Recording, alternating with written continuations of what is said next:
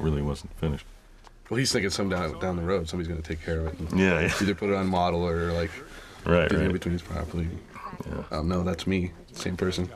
Yeah. Yeah. You know, I'm doing both. I remember the first time we looked at a scene of a test scene of Bob that Angus had done, and Angus animates, you know, where you see all the in-betweens on ones. Yeah, he yeah. blocks it out, but you're seeing it move, and it was, Brad and I were like, huh?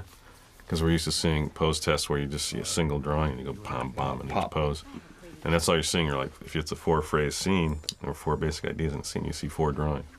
But we're seeing things kind of moving in and out, and it was hard to make the call on that. What about the character floating around in space with just the legs kind of not even animated? Yeah. It was walking, you know, like walking. Yeah, bouncing up and down. Bouncing up and down. Yeah. That was nervous for us too, I think. Like having Brad and everybody come here, and you wanted to prove to them that you know, this could be, you know, that humans are the most difficult thing to animate in 2D and 3D. And kind of prove to them that we could do it. It really was a different language. He was really bringing something new to it, making us pay attention to our poses so much more than I think we ever did, you know, as a group.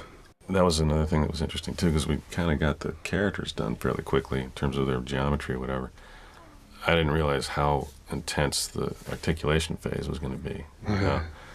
Getting all those controls was going to take such a long time. It was so complex and so involving. And that was Steve. Oh, yeah. Did that. And that was... I mean, who else? Angus and John Carr, Dave Mullins, and Rob Russ.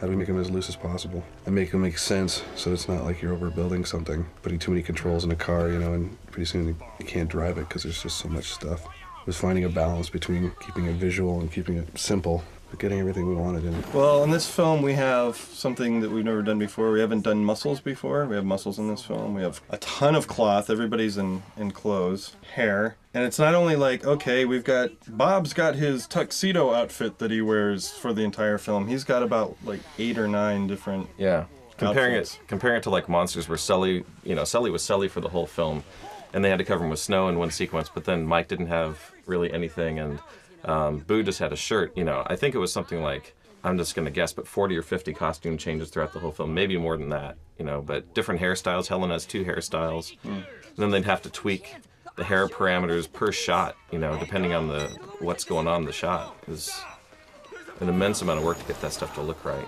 And then from our standpoint, the environment the animator would work in, the Tom Hahn and his people in the animation tools group did a lot of work to give us a whole new set of tools to work with. In-camera controls to pose the character.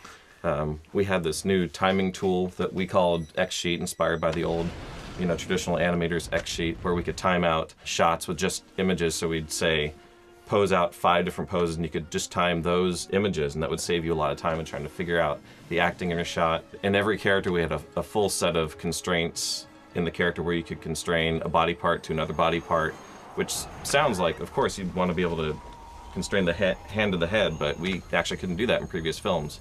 And that was one of the things that we knew. This was such a physical film, we were going to have to be able to do that kind of stuff. Some of the stuff hasn't changed at all, though, which, like some of the tools that we use for like 10 years, and even though it kind of sounds boring, some of the input tools that we use to animate have hardly changed at all, and it's kind of just a testament to how simple and effective they are. Like, absolutely. Like MDT is like a pencil to me now. Just it's always the same. And MDT is one of the tools that we use to be for the uninitiated. Monsters, for example, there wasn't really a rig. You would just set up the character from scratch each time. And the thing that let us get all these characters, I mean, Bon Perignon is Frozone.